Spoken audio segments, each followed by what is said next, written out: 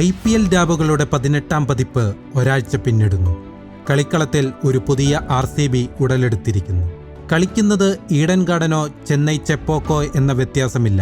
എവിടെയും royal Challengers Bengaluru double strong ആണ്. ഈഡനിൽ നിലവിലെ ചാമ്പ്യന്മാരെ തോൽപ്പിച്ചു തുടങ്ങി. ചെപ്പോക്കിൽ ചരിത്രമാണ് RCB തിരുത്തി എഴുതിയത്.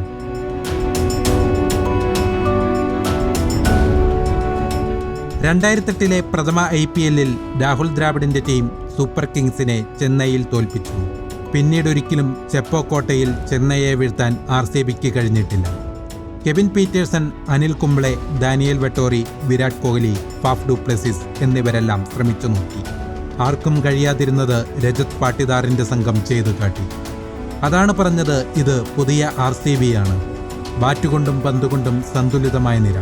ഈഡനിലെ ഉദ്ഘാടന മത്സരത്തിലുണ്ടായത് വെറുമൊരു വിജയമായിരുന്നില്ല.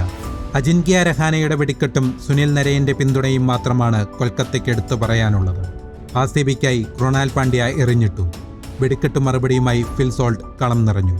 ഇത് സമ്മർദ്ദങ്ങൾ ഒഴിവാക്കാൻ വിരാട് കോഹ്ലിക്ക് സഹായമായി. ചെപ്പോക്കിൽ രജത് പാട്ടിദാർ മുന്നിൽ നിന്ന് നയിച്ചു. സോൾട്ടും പടിക്കലും ടിം ഡേവിഡും നൽകിയത് നിർണായക സംഭാവനകൾ. ഭുവനേശ്വർ കുമാർ പന്തെടുത്തത് ഹേസൽവുഡിനും ഗുണം ചെയ്തു. ഒത്തിണക്കത്തോടെ RCB മുന്നേറുന്നു. പലതവണ കൈവിട്ടുപോയ കിരീടത്തിലേക്ക് ഈ ടീമിന് എത്താൻ സാധിക്കും. പക്ഷേ ജാക്ക് കാലിസും AB ഡിവില്ലിയേഴ്സും ക്രിസ് ഗെയിലും കൈവിട്ട കനക കിരീടത്തിലേക്ക് ഇനിയും ദൂരമേറെയുണ്ട്.